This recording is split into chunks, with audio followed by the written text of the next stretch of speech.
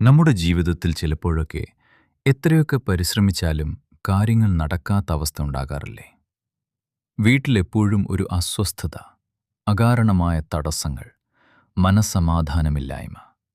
ഇതൊക്കെ അനുഭവിക്കുമ്പോൾ നമ്മൾ പലപ്പോഴും ചിന്തിക്കാറുണ്ട്, നമ്മുടെ ചുറ്റും എന്തെങ്കിലും നെഗറ്റീവ് എനർജിയാണോ? അതോ ആരെങ്കിലും വല്ല കൂടോത്രവും ചെയ്തതാണോ എന്ന്? അത്തരമൊരു സംശയം നിങ്ങളുടെ മനസ്സിലുണ്ടെങ്കിൽ അത് സ്വയം വീട്ടിൽ തന്നെ എങ്ങനെ പരിശോധിക്കാമെന്നും അതിനുള്ള പരിഹാരം എന്താണെന്നുമുള്ള വളരെ ലളിതമായ ഒരു വഴിയാണ് ഞാനിന്ന് നിങ്ങളുമായി പങ്കുവയ്ക്കുന്നത്.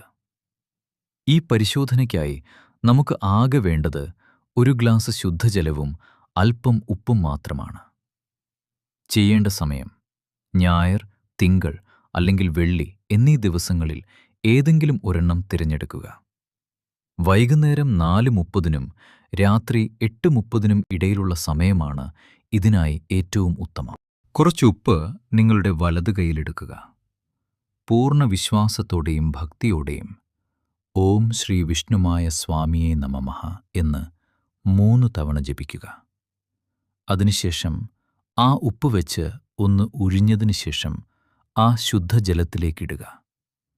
ഇനി ഈ വെള്ളം വെച്ച ഗ്ലാസ് നിങ്ങളുടെ വീട്ടിൻ്റെ വടക്ക് കിഴക്കേ മൂലയിൽ, അതായത് ഈശാന കോണിൽ, ആരും തൊടാത്ത രീതിയിൽ ഒരു 48 മണിക്കൂർ സൂക്ഷിച്ചു വെക്കണം. കൃത്യം 48 മണിക്കൂറിന് ശേഷം ആ വെള്ളം എടുത്തു നോക്കുക. ആ വെള്ളത്തിന് എന്തെങ്കിലും മഞ്ഞ നിറം വന്നിട്ടുണ്ടെങ്കിൽ മനസ്സിലാക്കുക, നിങ്ങളുടെ വീട്ടിൽ എന്തൊക്കെയോ ദോഷങ്ങളോ നെഗറ്റീവ് എനർജിയോ ഉണ്ട് എന്ന്. എന്നാൽ വെള്ളം സാധാരണ നിറത്തിൽ തന്നെയാണെങ്കിൽ നിങ്ങൾ ഒട്ടും ഭയപ്പെടേണ്ടതില്ല. അവിടെ ദോഷങ്ങളൊന്നുമില്ല.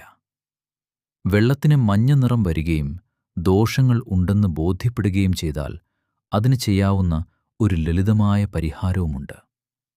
ഒരു ചെറുനാരങ്ങ എടുത്ത് 4 മുറിക്കുക. ആ 4 കഷ്ണങ്ങളിലും കുറച്ച് കുങ്കുമം പുരട്ടിയ ശേഷം വീട്ടിന് പുറത്ത് 4 ദിക്കുകളിലേക്കായി അത് എറിഞ്ഞു കളയുക. ഇത് നിങ്ങളുടെ ചുറ്റുമുള്ള ആ നെഗറ്റീവ് എനർജിയെ ഇല്ലാതാക്കാൻ സഹായിക്കും. പ്രിയപ്പെട്ടവരെ, ഇത്തരം കാര്യങ്ങൾ നമ്മളിൽ ഭയം നിറയ്ക്കാനല്ല, മറിച്ച് നമ്മുടെ ചുറ്റുപാടുമുള്ള നെഗറ്റിവിറ്റിയെ മനസ്സിലാക്കി അത് മാറ്റിയെടുത്ത് കൂടുതൽ സന്തോഷത്തോടെയും സമാധാനത്തോടെയും ജീവിക്കാനാണ്. അനാവശ്യമായ ഭയങ്ങൾ ഒഴിവാക്കി തികഞ്ഞ ഈശ്വരവിശ്വാസത്തോടെയും നല്ല മനസ്സോടെയും മുന്നോട്ടു പോവുക. എല്ലാവർക്കും നല്ലത് മാത്രം വരട്ടെ എന്ന് പ്രാർത്ഥിക്കുന്നു. നന്ദി.